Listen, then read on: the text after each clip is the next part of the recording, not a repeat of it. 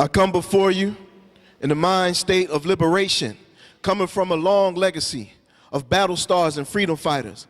I acknowledge my duty to truth and justice as a Soul Vivers Nation representative, and I am a humble servant of my community. Elders, may I have permission to proceed? Thank you. Let's give Ancestors Roots another round of applause. Thank you for getting this ancestral energy up from within our spirits. How do Africans feel? How do Africans feel? I don't feel you right now. We're going to try that again. How do Africans feel? A lot better, a lot better. We want to again welcome you and thank you for participating in our second annual Unify or Die conference. Let's give yourself a round of applause for attending, because you could be doing anything else today, but you chose to come here with the Soul Vivers Nation for this Unify or Die conference, where we are working to make Harambe a reality, pulling together through practical work.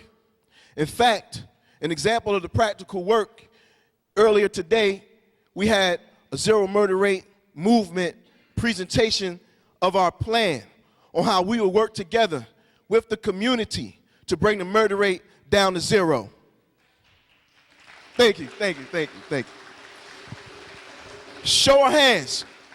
Show of hands, how many people were there today? Okay, good. Now the rest of you, you missed it, but you will be able to see the DVD so you can study the plan and what we're talking about and determine how you will get involved. Not how you might get involved, but how you will get involved.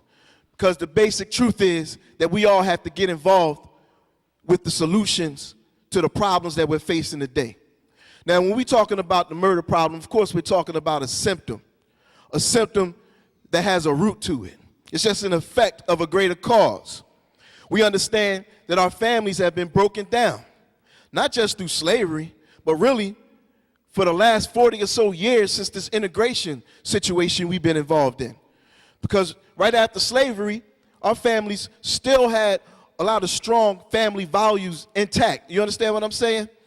We still had most of the households headed by black men and black women. But now, as statistics say, it's about what? 70% of black households run by single black mothers? That don't sound like collective work and responsibility.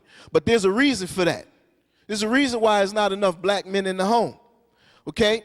And Dr. Frances Cress Welsing, one of our elders, one of our sisters, one of our mamas, revolutionary and warriors, is going to go into what she's been going into for years. But we at Soul Vivers Nation, what we represent and what we do is the work of building a nation. But see, we are already a nation as a people. We don't really have to build a nation. We just have to come together and utilize the resources that we already have. Network, pull the resources to solve our problems. I want to ask y'all a series of questions right now, because Sister Dr. Frances Cress Welsing talks about the areas of activity that through the system of white racism, slavery, and oppression, also known as white supremacy, they attack us from. Now, war. War is one of the things. Now, let me ask any of you in the audience by the raise a hand. And if you want to keep it private, fine, but just think about it. How many people here tonight have survival skills? Meaning you can go out into nature and survive. Good, good. Please, I want to talk to all of y'all, okay? Because we actually are going to have to begin strongly working together to train each other and train other men and women throughout our communities. We need to have everyone in every household with a minimum amount of survival skills in case anything happens. We can't be just ass out like in Hurricane Katrina's situation, okay, when people were suffering, just waiting for the government to come and rescue us. That's not acceptable, all right? So how many warriors in the audience tonight on any level?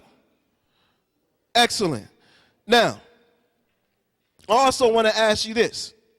How many people are teachers here tonight. Teachers. That's another thing that we have to do. We have to begin. Well, let me ask you this. Out of all of you that raised your hand, how many of you believe that we have to have a proper education for our children and our people today? How many of you believe that we have to control our own educational process today?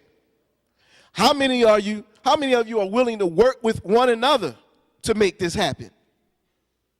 Okay, we got a lot of hands raising, and it's just enough hands that raised today that shows and proves to me that about a year from now, the educational situation in our city should be a lot different. Would you agree? But it's going to take commitment. It's going to take resolve on our parts. We have to deal with all of these levels of life activity that we're being attacked from, the lies, the miseducation, and so forth. How many people like to eat? Excellent. I see some people didn't raise your hand. I need to talk to y'all. Maybe y'all living on light or something. You know, we can learn that. If you know some higher technology, please teach it. But how many of us understand how important health is? How many of us understand that we're being attacked through our health, through food, through water, and so forth? So let me ask now, how many healers are with us tonight? Okay, we have some hands being raised. How many of us agree that we have to work together to heal our community, to be healthy, that it's our responsibility, nobody's going to do it but us? How many of us are willing to learn, if you're not healers, to be healers? We have to get to the point where each and every household has at least one holistic health practitioner with with a mandatory minimum amount of holistic health knowledge and science, and enforces this throughout their household.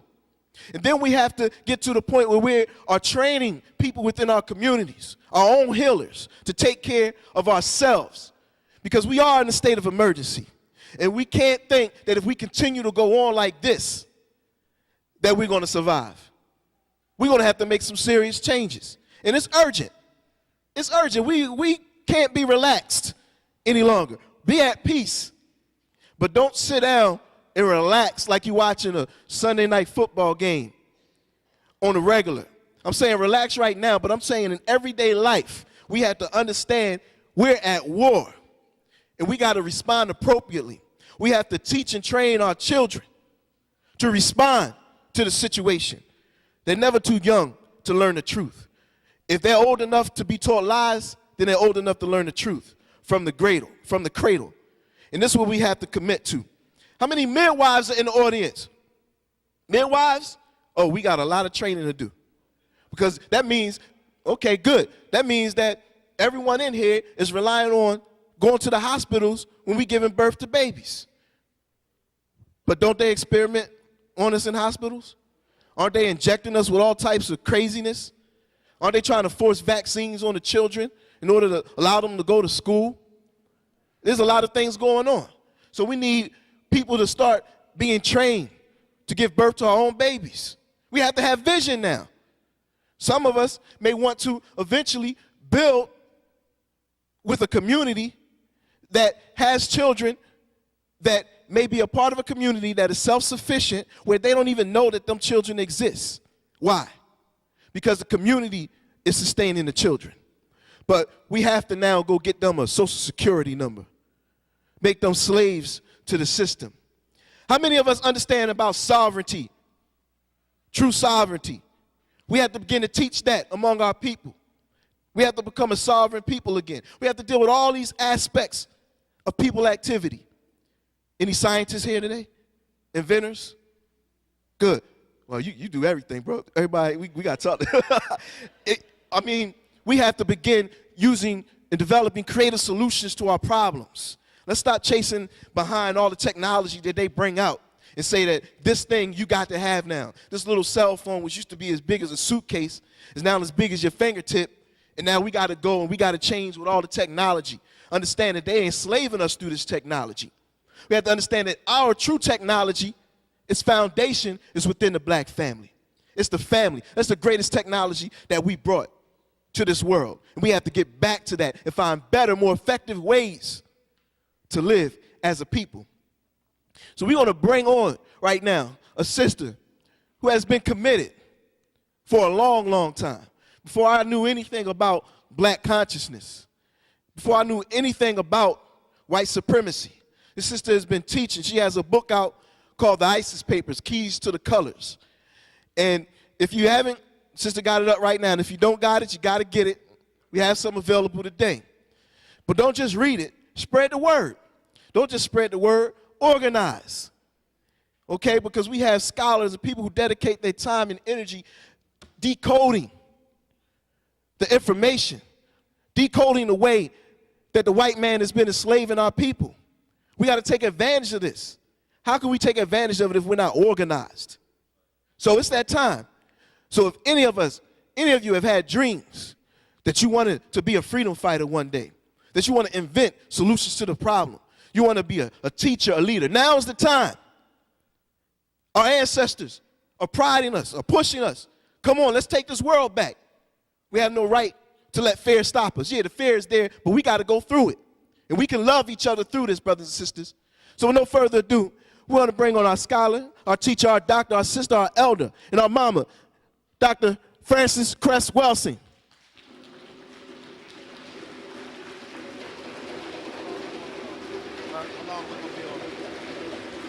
All right.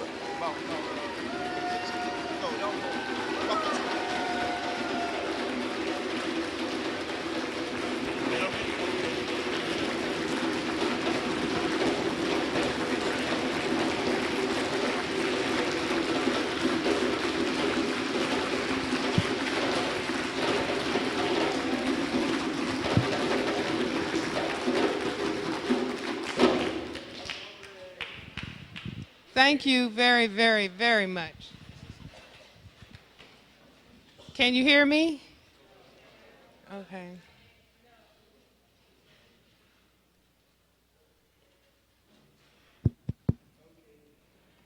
Okay, good evening, everyone. Good evening. I am honored to have been invited to join you this evening to talk about ourselves as black people and to talk about the issues that we are facing. I decided to entitle my remarks, "The Noose, the Swastika, and the Burning Cross." The noose, the swastika, and the burning cross. I have been talking about racism, white supremacy, for the last, I hate to say it, 37 years.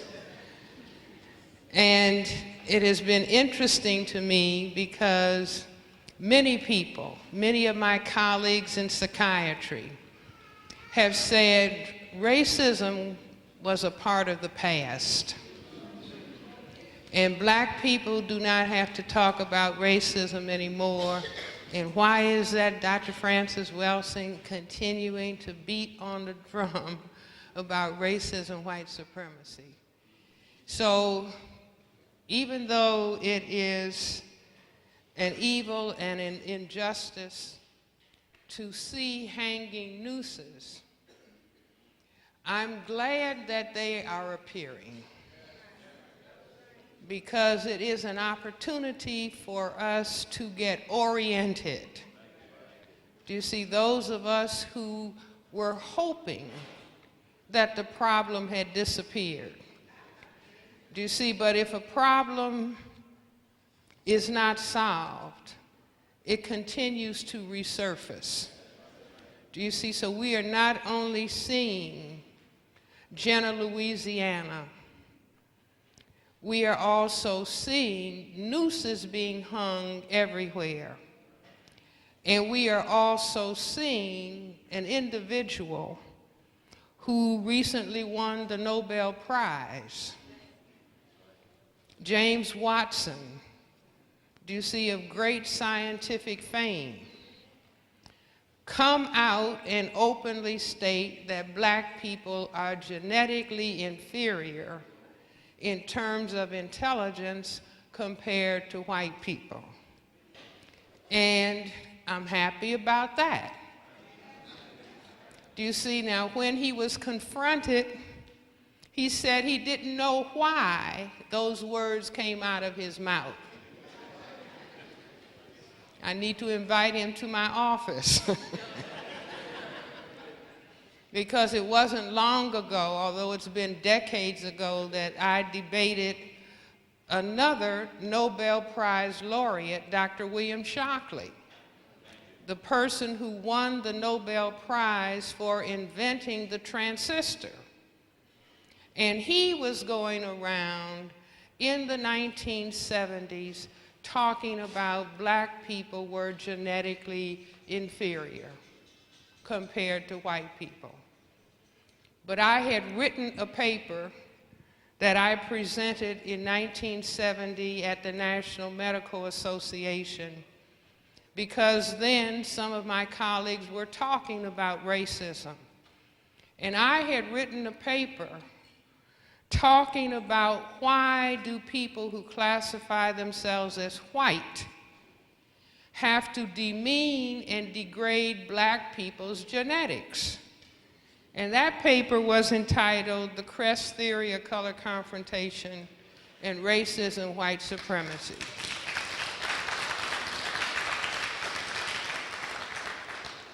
And in that paper, I talked about the fact that when people who classify themselves as white keep saying something is wrong with black people's genetics, see, 3 of their fingers are pointing back at themselves. And I didn't invent any genetics. I just simply thought about the things that I had been taught in their institutions and in medical school.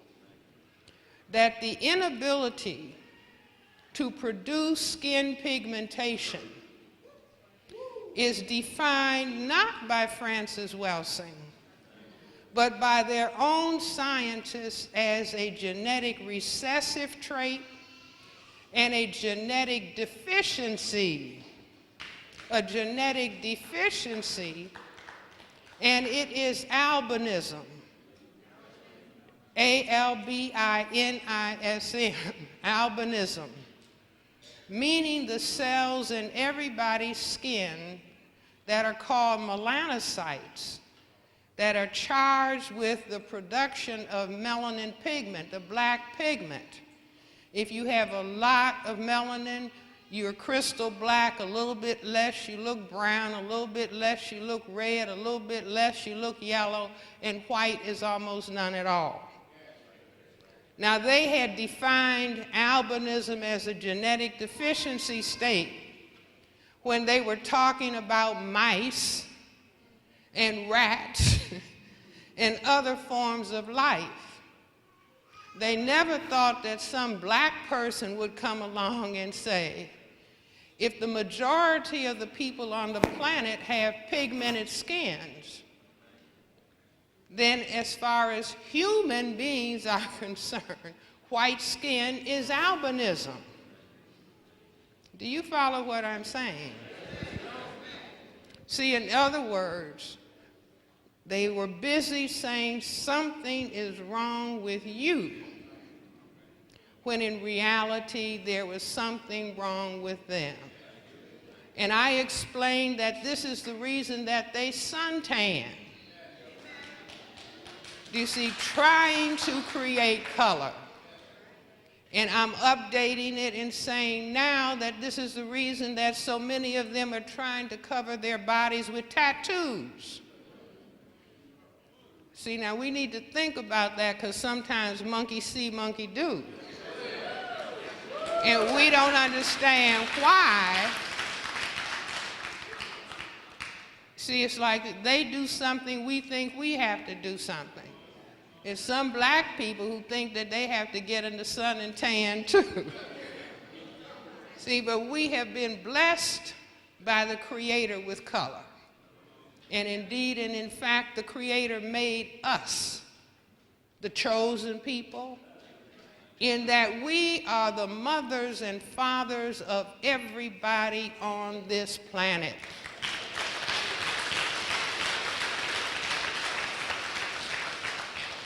You see, and as the original people, we were crystal black people.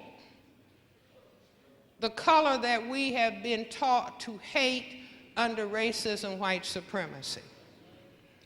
Do you see? But this not only explained the sun tanning and maybe now the tattooing, but I said this is the core of racism.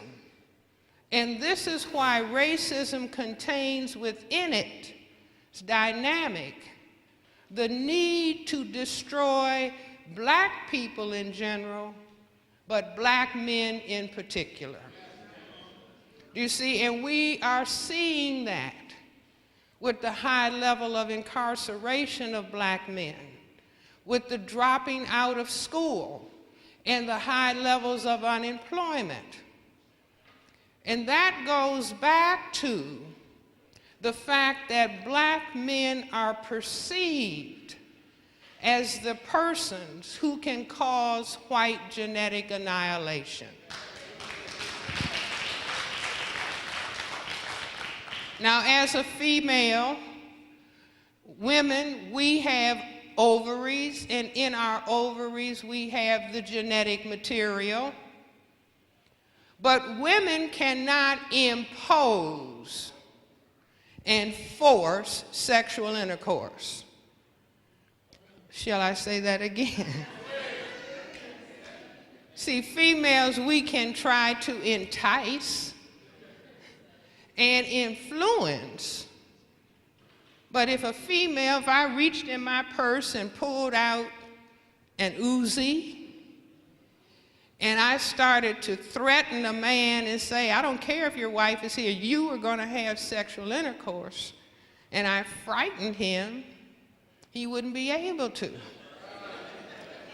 See, because the erection disappears in the presence of fear. So women cannot impose sexual intercourse. And so the white collective, from the time that Christopher Columbus came out of Spain in his little boats and started the white people circumnavigating the globe, they began to realize, wait a minute, all these other people on the planet are people of color. And the men, just like the fondling fathers. Did you hear the term? See, black people, we don't need to say founding fathers. We need to talk about the fondling fathers, the Thomas Jeffersons, the George Washingtons, and all of those slaveholders who were raping and taking sexual advantage of black women. They found out that by sexually relating, their white color would disappear. And they began to understand, wait a minute, when they realized that they were just a tiny, tiny minority population on the planet. And see, we're still busy calling ourselves minorities. But guess what, ladies and gentlemen? They are the minority on the planet, but they know the value of saying repeatedly to other people that they are the minorities because it makes them feel weak and it makes them feel vulnerable. So we really need to start talking about the global white minority. The global white minority. The global white minority. See, and the global white minority realized that for them to genetically survive on planet Earth, they have to have control over all of the non-white people. And because black people have the greatest genetic potential to cause white genetic annihilation, the heaviest pressure has to be on us as a people, as a total people, and as black men in particular. And so therefore, we learned, many of us learned before we learned how to read or write. If you are black, get back. If you are brown, stick around. If you are yellow, you're mellow, and if you're white, you're all right. They were just color coding what they needed to do for white genetic survival. And that is continuing on the planet today. So I maintain that we need to update our understanding and understand the noose, like they're trying to tell us, is just a joke, and that it doesn't mean anything.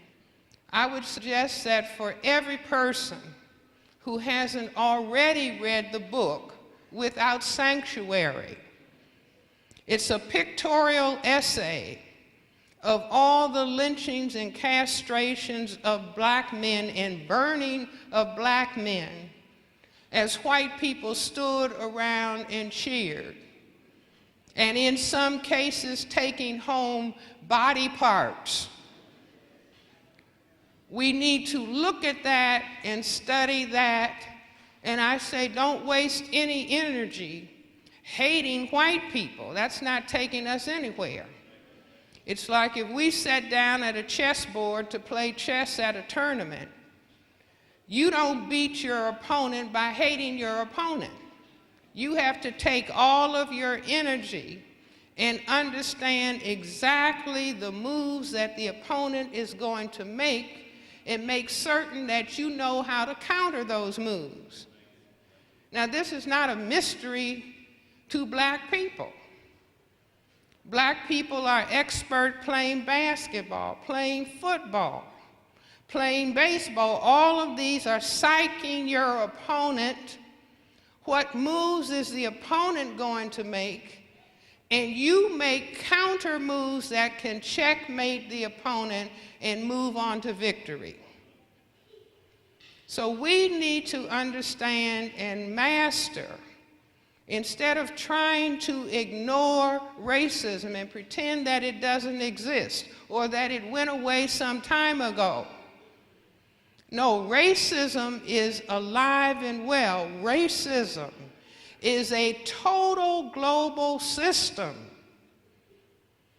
that, as Neely Fuller outlined in his textbook for victims of racism, textbook for victims of white supremacy, racism operates in economics, education, entertainment, labor, law, politics, religion, sex, and war.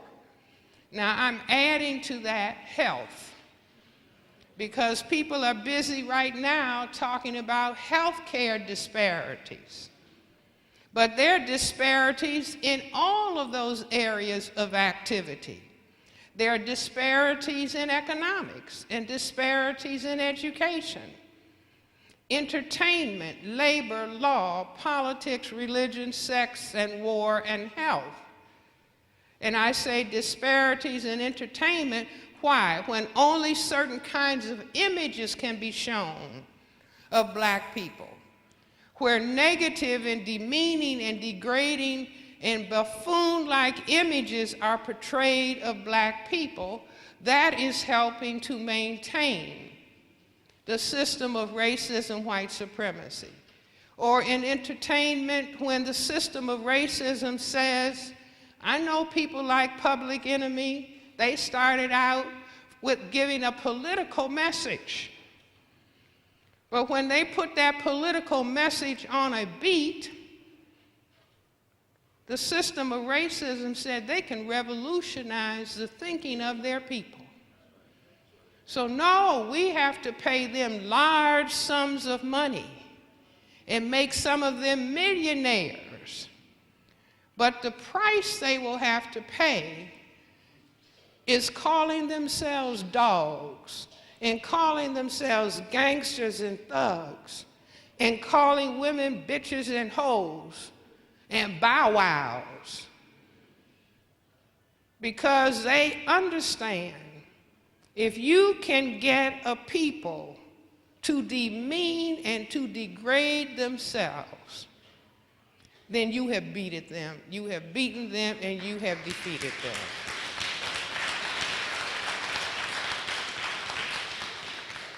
So when people don't have an in-depth analysis of the problem, when they think or have been taught to think, oh, it's all about green power. It's just about money. A young woman told me she would eat feces if they paid her enough money. So it's not just about money. It's a total system, and the total system is about white genetic survival by any means necessary. White genetic survival by any and all means necessary. And so they understand in the area of employment, in the area of labor, if we incarcerate large numbers of black men, we are controlling the size of the black population. If we incarcerate large numbers of black men, we can control the sexuality of black women. If we incarcerate large numbers of black men, we can control the sexuality of black women. Do you see? And all we need to do is put on the TV that lesbianism is okay. Now, don't misunderstand me. To a large extent, people are not really selecting which direction they go in. We are being pushed.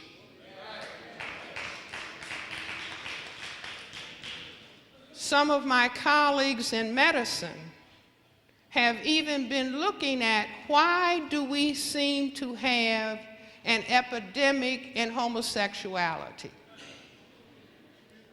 Now, the CIA and the military, it came out in the newspaper that they were designing chemical weapons where they could spray it on the enemy forces, and the enemy soldiers would begin to want to have sex with each other, and then they would be defeated.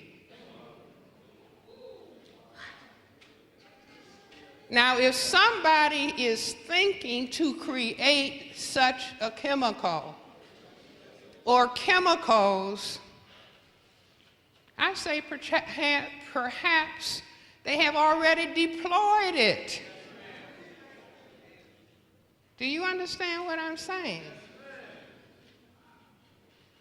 If they have chemicals and plastics that they understand are already affecting the sexuality of fish and frogs and causing fish and frogs to become castrated and the males to become effeminized,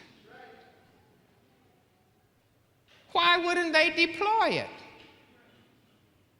It's just like I'm saying anybody who thinks HIV/AIDS is some accident that fell out of the sky, I say wake up.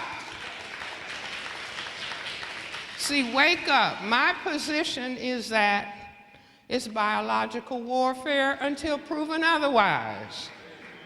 Until proven otherwise. And if we understand what the dilemma of the white minority population on planet Earth is, and their key survival dilemma is that they are overwhelmingly outnumbered by people of color. And because of their genetic recessive state, they can be genetically annihilated. So it makes sense to them. It makes sense to them to do whatever damage or harm to the black population because we are the population that is most feared. There's a book that is called Breaking Rank. And again, I suggest everybody get that book. First, repeat after me. Reading. is more important than watching TV. Say it again. Reading is more important than watching TV. Do you see? Because if you know how to read, there's all kinds of material in books and in newspapers. Like people used to say, if they don't want black people to see it, put it in a book. See, and all we have to do is go back into our history when we were under formal enslavement, where if you were caught trying to read, they would beat you, if not kill you. Because with reading, you could get information. You can go in a bookstore, you can go in a library, you can go to a newsstand. See, I encourage buy 3 or 4 newspapers every day and see what the newspapers are communicating to the people that are considered to be the important people, and it is not us. You see, no, train them and train their children to say if you are reading and studying, you're trying to act white. Do you all understand? Now this is genocide. See, people who are fearful of their genetic annihilation will design genocide of the populations that they have fear of. So the book I was talking about, Breaking Rank, it's a book that was written by a white retired police officer from California. And right in his book, he talks about how the white police officers would attack the men that they considered to be the darkest and the men that were the largest. They would just go after them. And I guess everybody else in the middle, but he lays it out that this is what they were doing. So we need to read that. And that whole discussion about whether he's 14 or 40, I thought he had a weapon. Well, he does have a weapon. Do you see? But the weapon is his genitals, and his weapon is the powerful genetic material in his testicles.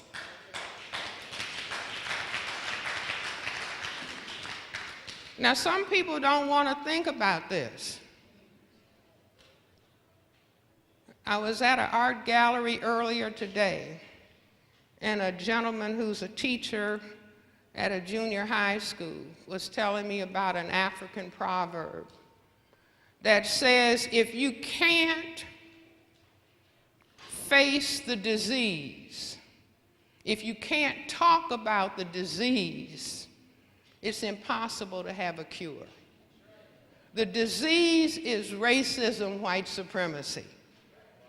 Do you see? And if we can't talk about it, and if we can't think about it, and if we cannot strategize against it, we'll just always be on our knees crying and complaining and begging. And in my own mind, I can see the Creator, black. See, just like now the scientists, they've gone beyond black holes as the most powerful thing in the universe. And they're talking about black energy that is holding the whole cosmos together. See, it's very interesting when they come up and talk about something powerful, the color black comes to their mind. See, even though they can't see the energy, they've called it black. It's just like when they talk about justice, they don't put white robes on the people. Has anybody walked in a court and seen the judge sitting up in a white robe? No. They put a black robe on the person, meaning that black people have the greatest understanding to know about justice. Do you see, if you are educated, now some of the graduation gowns are blue and red, but they used to be all black. And if we go back in our history and understand the very first universities on the planet were on the continent of Africa. Black people's universities, Timbuktu, Mali, and the Europeans designed their universities based on what they learned from Africa. And so they just slipped up and started putting black gowns on themselves after they destroyed what was in Africa. You see, but we have to decide. See, if I could wave a magic wand, black people would put singing and dancing aside. We've already proven that we're the best and that we have mastered that. So we don't need any more shake booty. We really don't need any more singing. What we need is calm and quiet thinking and analysis. See, this is very important, and don't misunderstand me. I'm baptized Baptist, Christian, Methodist. Do you see? But there's a time and a place for singing. There's a time and a place for dancing and entertaining. But it's not in the middle of a war. It's not in the middle of a war when people are hanging nooses all around us. And the noose is not just some loop. It means kill black people. And this president and this administration, see, this is why it is important to read the newspapers. In the newspaper, in the New York Times back in June, it said this administration and the Justice Department has decided that they are no longer going to focus on racism as a priority. They are just going to focus on religious discrimination, and that the various states could take care of racism the way they wanted. So Louisiana stepped up. Do you understand? If there is no federal protection, which is what black people fought for decades, and they decide, no, we're going to set that aside. Well, that just said, do to black people what you want to do to black people. We're not going to bother you. So the nooses showed up not only on jobs, not only in Jena, Louisiana, but on university and college campuses, on the door of a black female college professor at Columbia Teachers College in New York City. Do you see? But they're hanging everywhere. See, and I say that it's so important for us to think and analyze and think, because they kind of gave us a 1-2 punch. They had people thinking it doesn't matter to call yourselves niggers. Oh, that's okay. Those are terms of endearment. And then let that music go into, because white young people were buying more of it than black people ever could. And so by the time we had exhausted ourselves with calling ourselves niggers and dogs, then they started hanging nooses, having trained us to demean and to degrade ourselves as though we had no value. And then they said, right, and we agree you have no value. So we're going to give the sign that it's okay to kill you.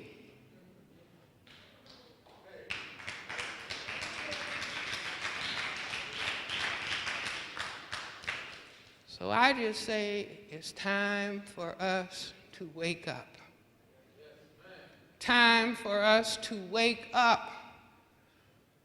Time for us to everybody get a PhD in black self-respect, black dignity, black self-respect. See, because I believe that that's more powerful than a nuclear weapon. See, if there are any veterans from Vietnam War, please understand what I'm saying. Little tiny brown people who were impoverished, and they decided if every single one of us has to die, these white people are leaving. And guess what happened? The white people jumped up and ran. And they are still trying to understand, why did they lose? Well, they had run into black-brown self-respect. And I'll give you some other examples. When Minister Louis Farrakhan called the Million Man March, and 2 million people came.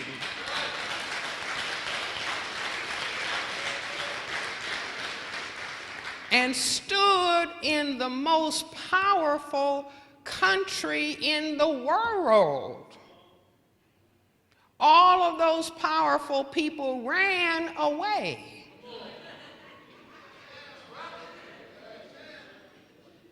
They ran away. The young people who went to Jena, the young people and the older people who went to Jena, Louisiana. And all of us should give tribute to the people who went.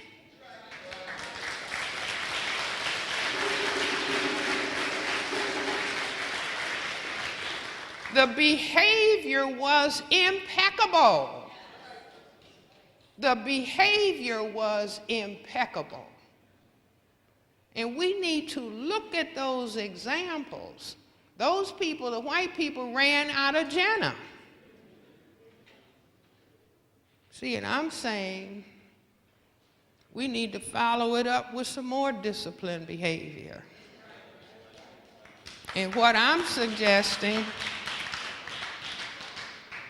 if they don't fix this situation in Jena by the end of October, there's going to be no turkeys that are bought. No Christmas trees. Do you all understand what I mean? Black people control nearly an $800 billion contribution to the economy. Do you see now, if I'm a bitch, and if I'm a whore, or you're a gangster and a thug, and somebody's a dog and a bow wow, the brain computer doesn't register self-respect. And I'm sure they thought that they had so effectively programmed us that they could do anything they want to us and we would just continue to shake booty and dance along as though nothing had happened. I do know one thing. The end of the year is the most important purchasing season in the entire year.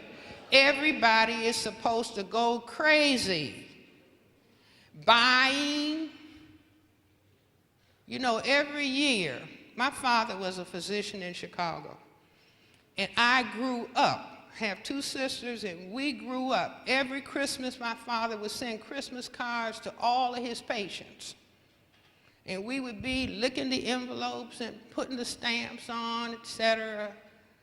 And when I started my practice, I started sending Christmas cards every year, or Kwanzaa, whatever. I'm breaking. Not buying any cars.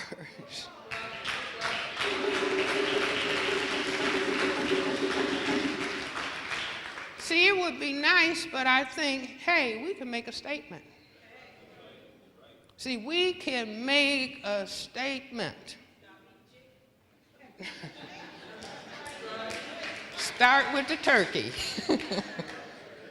Start with the turkey and the dressing. See, everybody plans for the holiday. I understand. I love dressing.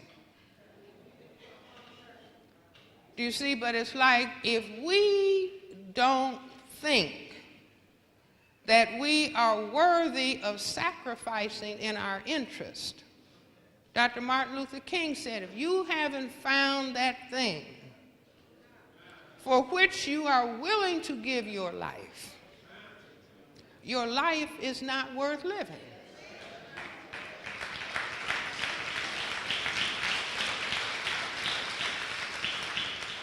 See, and this is kind of just like a start. It's like first things, no, black people are beginning to understand the local, national, global system of racism, white supremacy, whether consciously or subconsciously determined, that determines all patterns of perception, logic, thought, speech, action, and emotional response for the ultimate purpose of white genetic survival and to prevent white genetic annihilation. I've been waiting for 30 years for somebody to come up with a better definition. If they can, I'll throw mine out, but I haven't seen it. I haven't seen anybody's analysis that can explain all the ball games, explain why white people go ape over eating chocolate,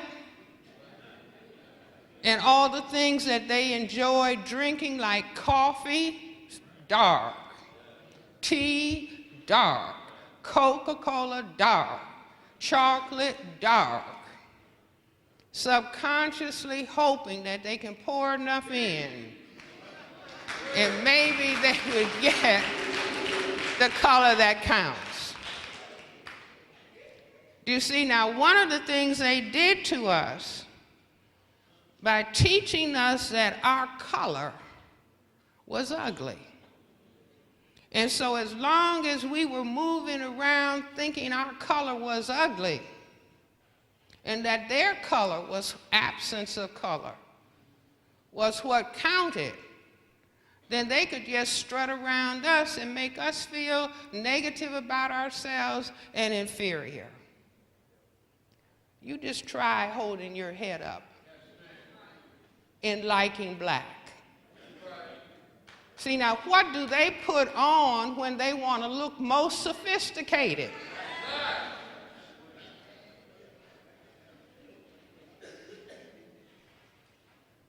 The lady has to have a black dress, basic black dress. And when the man is highly dressed, he has to have on black tie and tails, long black thing hanging down behind him.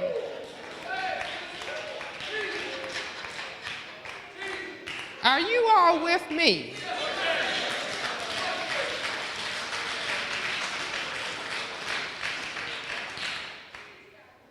See, they are really wishing they were us. but they taught us to hate ourselves. So I say to you, everybody needs to get the picture of the blackest person, and I don't mean ugly, and put it in the center of their house. So every time they move down the hall or into another room, they're looking at Black is Beautiful. To deprogram. See, we have to deprogram. Nobody needs to feel negative about their color. All the shades of black are okay. But see, white supremacy raped our grandparents and taught us to be glad that they were raped, so we didn't look black. Are you all with me? See, we got to get next to and into. I don't know if you all get Joe Madison on Radio 1 here in Baltimore. But Joe Madison brought up this past week that there was a nightclub owner black in Detroit. And the poor brother just didn't understand. So he sponsored a night where only light-skinned people could come in free. Do you all see? I mean, it's like they just steamrolled over our brains. And nobody needs to feel bad. It's like I tell the people in my office, don't call yourself a name. Just say, that's fascinating. See, the behavior, that's fascinating. That's interesting. See, then you can look at yourself with respect. You could want to change the behavior. But you are not name-calling yourself. I'm stupid, I'm dumb, no, don't name-call yourself. You just say, that's interesting. That allows the brain to keep looking on it, and if it needs to be changed, it can be changed. So we've got color sickness. Read Randall Robinson's new book about Haiti. He's got a whole chapter in there about the whole color sickness in Haiti. But see, color sickness is all over the non-white world. In India, the people advertise in the newspaper want a light-skinned wife. It means they hate themselves. All over Asia, all over Africa, people of color are now going to the dermatologist because they've got chemicals that can take away the color. Do you see? Everybody wants to be white. Well, let's say that I'm black and I want to be white, and I look in the mirror and I hate myself. I'm upholding white supremacy. Somebody can say, well, maybe that's what happened to Clarence Thomas. It might have happened to Condoleezza. It might have happened to Colin Powell. Do you see where acceptance by somebody white was more important than self-respect? So I say, don't waste time knocking them, because the white people reach into the box, like reaching into a toolbox. And picking up a tool, meaning a non-white person. Oh, I think I can use this. No, I can't. It looks like I can't use this one. Let me put that back in the box. And keep picking until I pick one. Oh, I can use this one. Looks like the self-respect level, self-respect IQ is low. Wants money more than self-respect. I can use that. Take that out of the box. Do you see what I'm saying? Neely Fuller says that under white supremacy, we're tools. And they pick up a tool and use it until they don't want to use it anymore.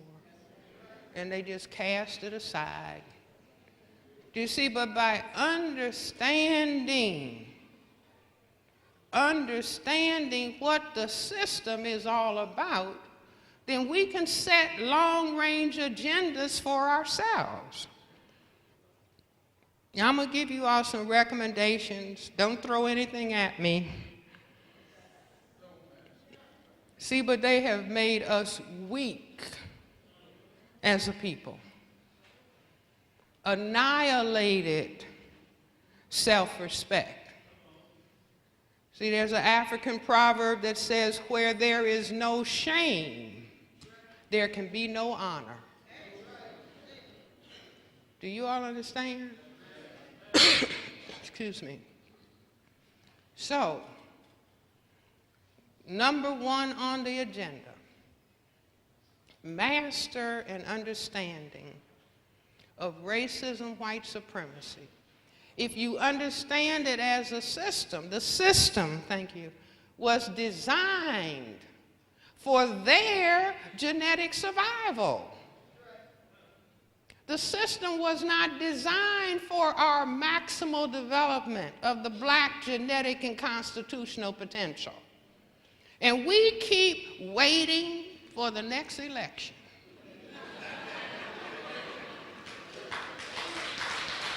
Thinking that somebody is going to come in and take care of us. Do you all understand? That's not what the system is about. See, just like we thought when we were formerly enslaved, that just take off the chains and we're sure everything is going to be okay. From all that suffering that our ancestors endured. And they took off the chains, and the next thing we knew, they had put some laws in place to do what the chains did. And so we fought, struggled in the 60s, changed the laws. And we look up 50 years later, and we're back at point start. Now, what that tells us is that we're not dealing with just laws. We're not dealing with just chains. We're dealing with a total system that always sees that it is intact and that it is in place. And so all we need to do is step back and say, oh. And see, we greet each other by saying, what's happening? See, every time we see another person, hey, what's happening? Hope you know. Hey, what's happening? See, we ask that question 1,000 times a day. Something in the brain tells us, because it's not flowing the way that it should flow. And I say we ask what's happening because we don't know what's going on. But I'm telling you what is going on is the system of racism, white supremacy. And they are going to keep their system intact by any means necessary. So here we are on the black side of the chessboard. See, if you were at a chess tournament, if you're playing football, you're playing basketball, can you ask the other team, help me win? Tell me what plays to make so I can put you in check or make you lose the tournament? No, you better go in that squad room and study those moves and those plays so you can come out with some tactics and strategy and tactic, and understand completely what the goal objective is. The goal objective for us as a people replace racism, white supremacy with justice on this planet.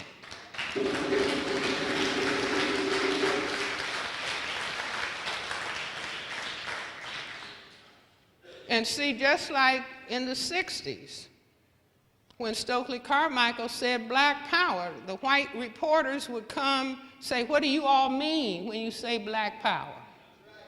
We didn't know. Do you see what I'm saying? In other words, just change these laws. We didn't understand then. It was a bigger system that we were dealing with. It's just like some people went to Jenna and said, it's the event, now what do we do?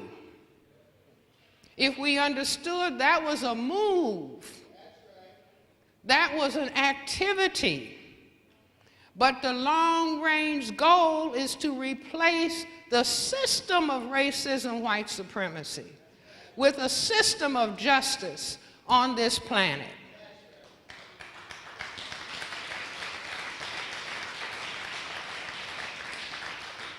Someone told me that Gandhi, the Indian leader, was asked the question, what is the purpose of the Negro? And Gandhi said the purpose of the Negro is to bring justice to this planet. Now, he must have gotten deep, because I'm sure that the Creator, when the Creator made us, the first people, the mothers and fathers of everybody on the planet, that the role of the parent is what? To straighten up the house. Straightening up the house, meaning the planet Earth house, is to see that justice prevails on this planet. And we need to see ourselves as the instrument, just like when you go in that courtroom and you see the judge in the black robe. He's supposed to be, or she's supposed to be, delivering justice. Many times they're confused because they have to bow to the system of racism, white supremacy. But as individual black people, every black person is a leader. Every black person has to know what he or she is supposed to do on this planet, in this war, in bringing about justice on this planet.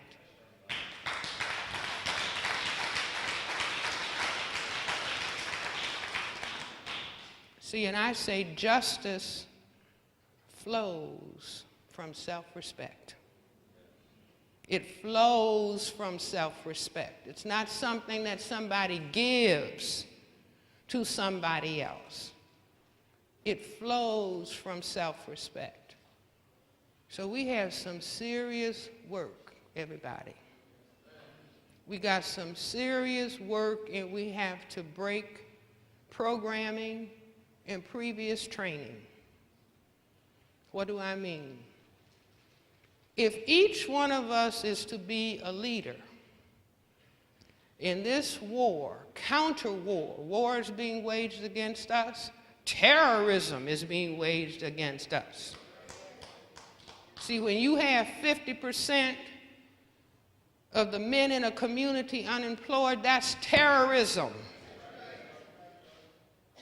And when you bring drugs and guns in, and say, now you can deal with this. This is going to be your job, and they have it all set up. Yeah, this is your job until I arrest you and put you in prison and have you working for slave labor.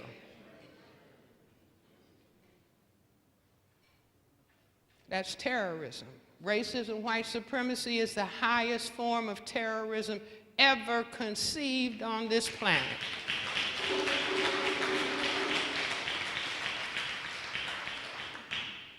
And we need to recognize it and understand, so therefore, what are we going to do about it? Now somebody, well, you all don't have any big weapons. No, but we can build some self-respect. See, if we build self-respect, just keep in mind Vietnam, keep in mind the 2 million man march, keep in mind Jenna and impeccable behavior. We can frighten them to death just with impeccable behavior.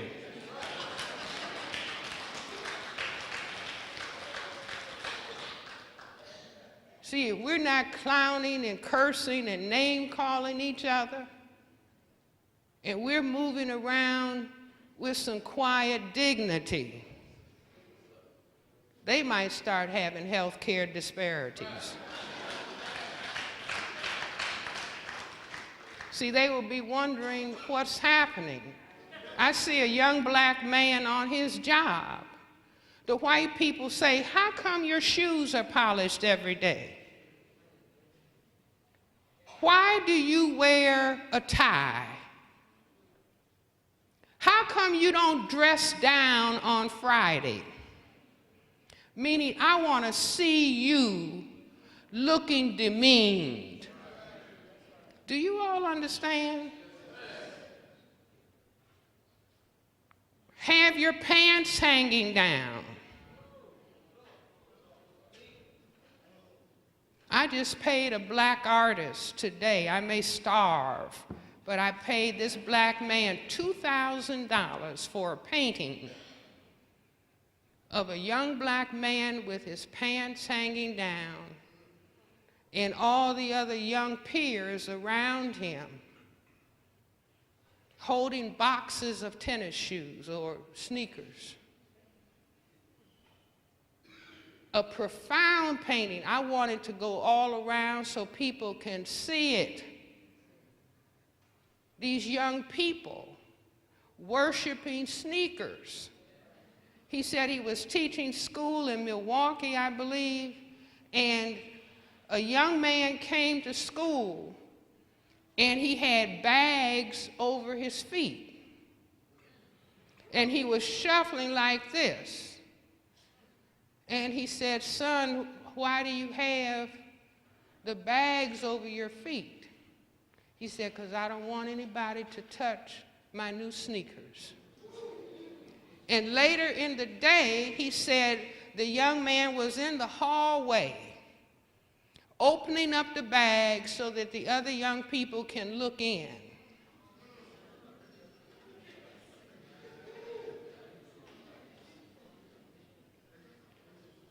This picture was entitled, "Children of the Doomed." See, we are doomed. Meaning they have, it's like somebody saying on the chessboard, checkmate. Or you lost the game, or you lost the tournament. See, now we may have to take 10 deep breaths to handle the reality. But they have smashed us.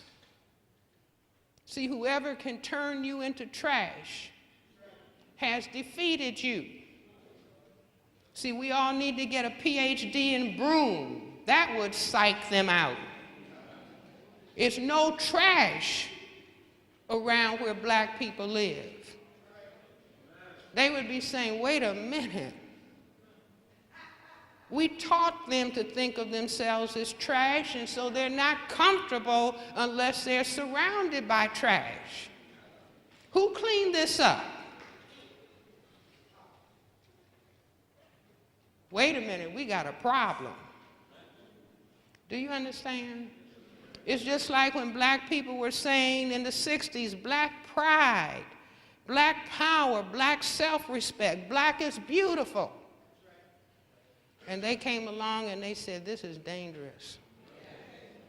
If these people think they're beautiful, and if they're talking about pride and black self-respect, they're dangerous." Now we got to give them black exploitation film where they're selling drugs and the men are kicking the women and cursing the women and they're hitting and acting wild and crazy. We've got to get them back in a form that we can look at them And they may have skin color, but we'll have them in such a form that we can always look at them and feel superior. Because basically we feel inadequate. So it serves our psyche to see them in chaos. Now that's what we're dealing with. How are we going to change things? Hold on to your seats. Where does self-respect begin? See, I'm a general psychiatrist and child psychiatrist. Self-respect begins before the sperm meets the egg.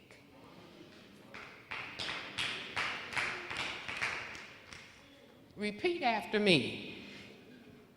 Self-respect begins. Self-respect begins before the sperm meets the egg. Before the sperm meets the egg. Okay. Now, you know how people used to call somebody, or they were demeaning somebody, and they would say bird brain? You know, bird has a little tiny brain. But the bird has enough sense to build a nest before it lays an egg.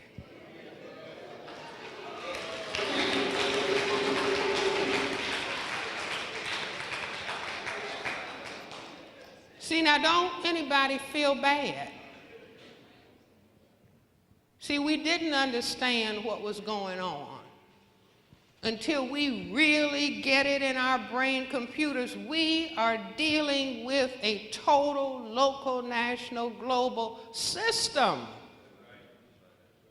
And to the extent that it is about white genetic survival by any means necessary, it means that it is about our destruction, which is what all these nooses hanging up mean. So no, we were brought to this country, enslaved African people, to breed people that the slave masters could further demean and degrade. Breed, studying and breeding. Now don't misunderstand me. Sex is magnificent. So what? See, nobody jumps out of a foxhole and starts talking about they got to get some. Do you all understand? Yes, ma'am. See, because not having discipline, when they went in their laboratories to design HIV/AIDS, as a matter of fact, one of the former secretaries of agriculture, maybe some of you are too young to remember, Butts was his name, Earl Butts. He said all black people want, he said this in public, all black people want is tight pussy, loose shoes, and a warm place to piss, pardon the language. I mean, that's no different than Bill O'Reilly going to Sylvia's and saying, well, the people weren't hanging from the chandeliers. Or Imus in his remarks. No, this is the way they discuss us because this is who they need us to be. Do you see? But breeding and studying, sex obsession. See, you can make a person sex obsessed. Just like you can make a person need alcohol and need drugs. Let me tell you how. Don't give little children all the emotional attention that they need. They will be 25 years old and still longing for it. I said they can be 25, they can be 40. A man sat in my office this week doing premarital counseling. These are middle-aged people.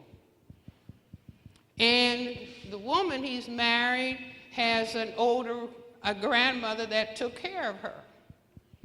And he was saying, I don't want her to bring the old person into our marital life. I want her all to myself. Do you see? And so very kindly, because I understood what that meant, and I said, you know, like, what do you think happened in childhood? Do you see? I want her all to myself. I mean, we could get witnesses. Sometimes men find themselves being jealous when a baby is nursing on the breast. He's not a dog. He just didn't get his lap time.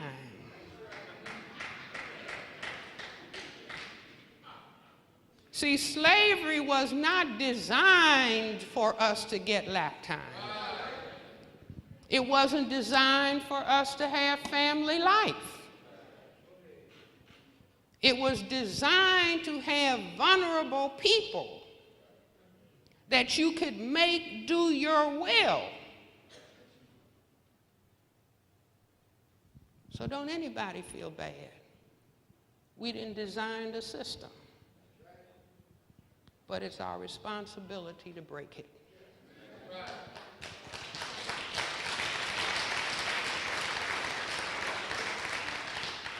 See, so if I could wave a magic wand, don't anybody throw anything at me.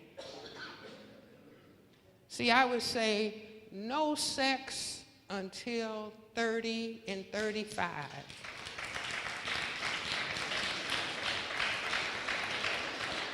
Now I know, see, I can read minds. So I know there are faces out here saying, she's insane.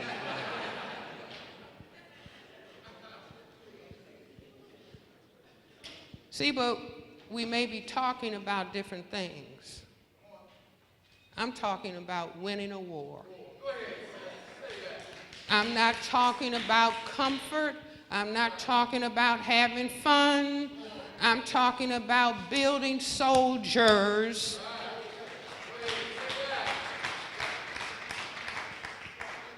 Soldiers who don't need marijuana.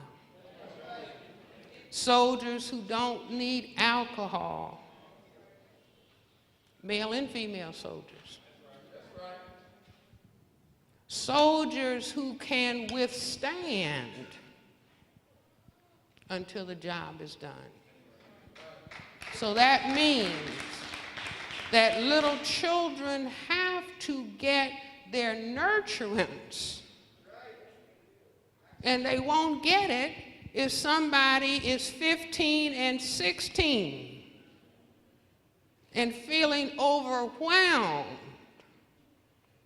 playing baby mama, and baby daddy is not on the scene because he's overwhelmed. Do you all understand?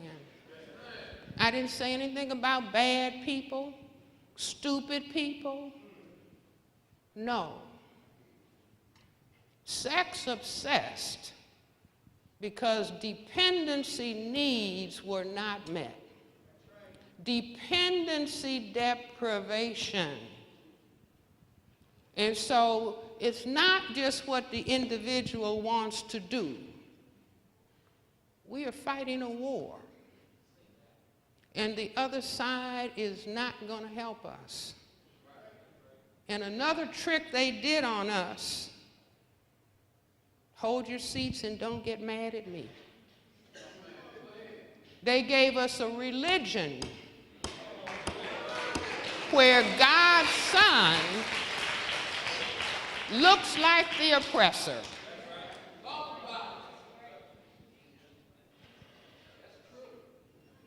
So we spend our time, I told you all, I'm baptized Baptist, christened Methodist, grandfather chairman of the deacon and trustee board at Olivet Baptist Church for 40 years. In Sunday school every Sunday. But I came through that experience wondering, well, what's still wrong? Do you see, and when the slave master and the oppressor are the people who control white supremacy, said we will have them worshiping our image. The image of God in their minds is white. See, once I understood this, I realized when I was, 3 or 4 years old, we had a pantry, and on the first big shelf in the pantry was a Quaker Oats box. Quaker? And so I've been to Sunday school every Sunday from the time you could move on your own. And looking at the little Sunday school card, and they said, well, this is God's son. So I just was looking at that man on the Quaker Oats box, and I said, I said it to myself. I'm reasoning. I said, well, that must be God.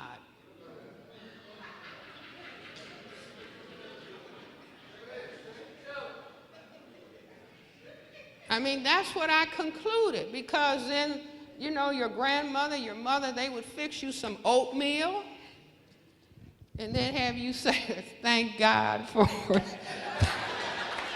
So I had the whole package.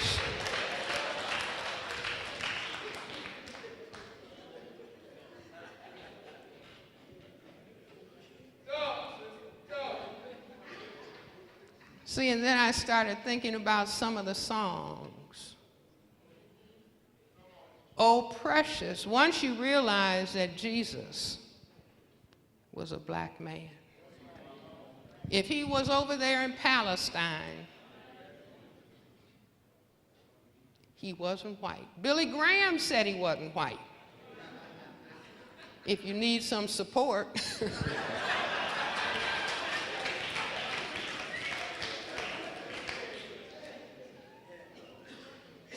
That song, Oh, precious is the flow that keeps me white as snow. No other fount I know, nothing but the blood of the colored man. Think about that. His blood has to be flowing as it is in the streets of Baltimore and Washington and Chicago and Philadelphia, wherever they say the murder rate is through the roof. He has to be dead for there to be assurance of white genetic survival. Do you all understand? I'm saying all of this so that we really understand what we are dealing with. See, again, let me go back to my magic wand. 30 and 35. Married. No more than 2, no closer together than 3 years apart. So that everybody gets sufficient lap time. So by the time they get to school, instead of saying, teacher, I can't. See, when little children are saying, I can't, they're not lazy. They're not stupid. They didn't get the security that they needed to feel that they can take those learning steps on their own. Do you all understand me? See, and I say the pants hanging down, I'm going to give it to you all real heavy. The pants hanging down is an invitation for a homosexual act.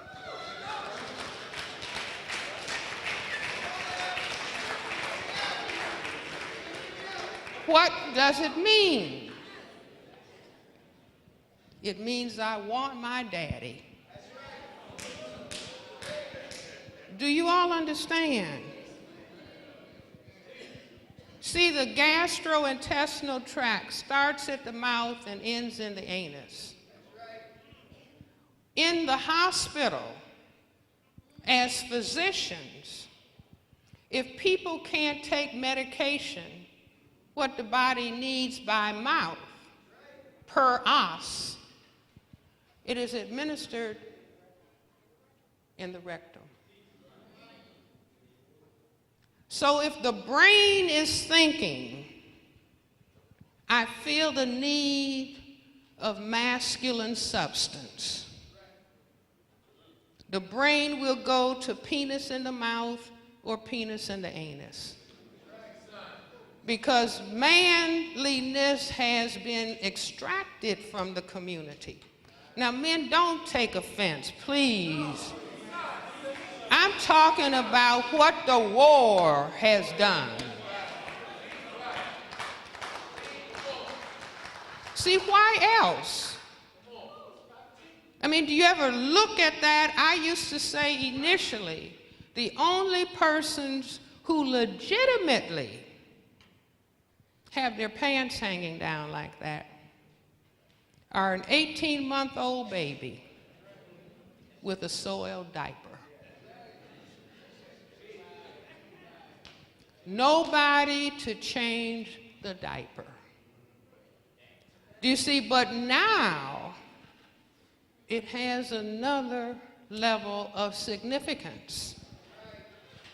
And see, it hit me that when the Panthers were destroyed and Eldridge Cleaver left this country and was in France, do you know what he did? He became a fashion designer and designed pants with the penis, a cod sack, I don't know if that's what they call it, hanging on the outside. And I say that was a symbolic statement of go ahead and castrate me. Do you see? Because you have destroyed us. See, it's just like when Nixon was impeached. See, if you train in child psychiatry, we're trained to go in a playroom and watch children when they're playing and what they pick up and what toys they pick up and translate the symbolism. And I'm sure that's what got me started. When Nixon was impeached, some symbolic behavior started on the part of white men. Do you remember what it was? They started running naked, streaking. See, now that's white body shame. They just automatically started taking off their clothes and running exposed because the white leader had been brought down. Do you see? So behavior symbolism, which is just like the ball games in the system of racism, white supremacy. For out of the white brain computer, see, most people think, oh, ball games, that doesn't have anything to do with